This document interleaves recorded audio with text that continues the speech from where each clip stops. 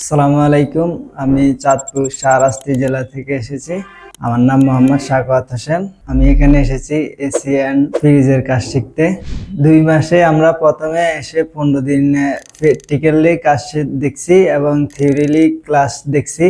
তারপরে আমাদের টেকনিশিয়ানদের সাথে কাজে পাঠানো হয়েছে।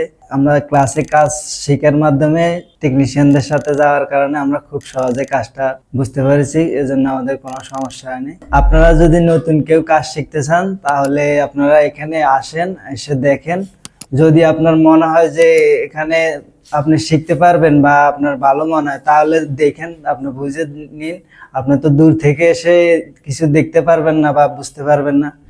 আর চা সম্পর্কে আমি কিছু বলবো না, আপনি নিজে এসে দেখেন, তারপরে বুঝতে পারবেন চা সম্পর্কে। আমারও প্রথমে এরকম মনে হয়েছিল দূর থেকে যে স্যার কেমন বা কি বিষয় হয়ে যায়, কি আসলে শিখায় ওইভাবে, এরকম আমারও নিজেরও মনে হয়েছিল।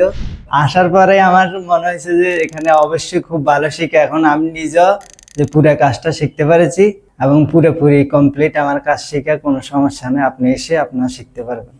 We are from Robust Technical.